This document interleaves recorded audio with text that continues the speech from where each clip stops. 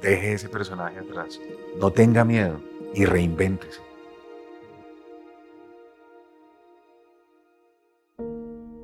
I had my own story, just of my own life, my own upbringing, my own background, and divorced parents and all that type of thing. Growing up in inner city of Los Angeles, struggling, all of that. I was a teenage parent when I was young. My son was born like a month after my 16th birthday. Probably like all people, there's a time when there is no money, and then there's money, and then there's no money again. It's kind of how life works out.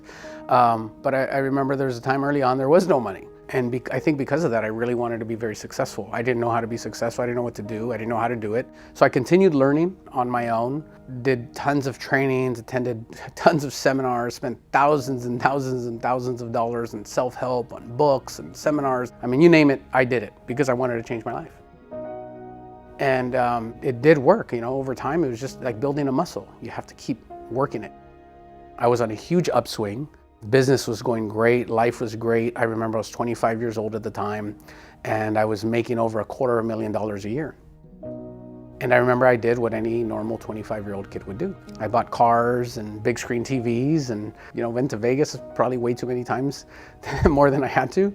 But that was my life at the time. At 25 years old, I was living it up. I remember I bought a yellow Ferrari. I guess I wanted people to recognize me or pay attention to me. And I never forget this one day. I pulled up at a light.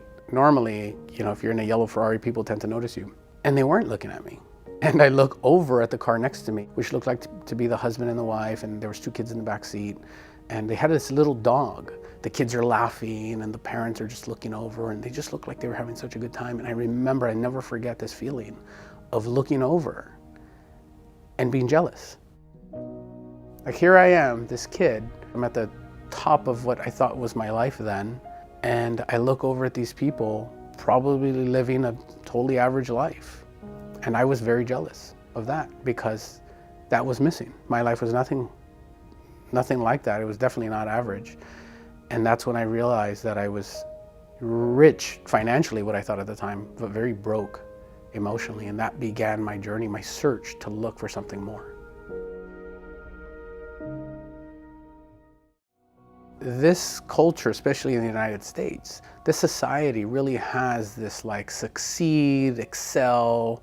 It's a consumer mentality. Do more, buy more, be more, have more, bigger house, bigger car, fill up a garage full of 10,000 rolls of toilet paper and buy as much as you can. And people have garages and storages and more stuff, and they have so much stuff they can't even store the stuff. They had to pay for a place to store the stuff that they can't even store at their own house.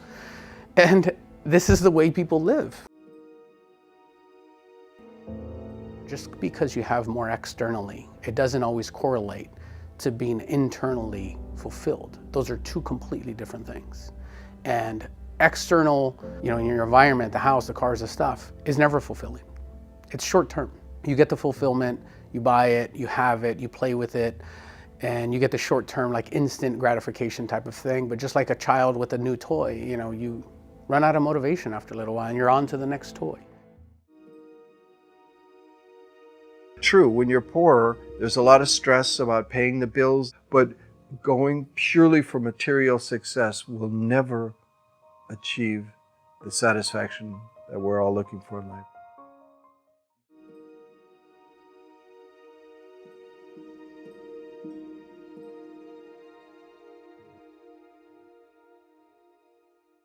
Reinvéntese con otras categorías, con otros gustos, con otros deseos, con otras formas de amar.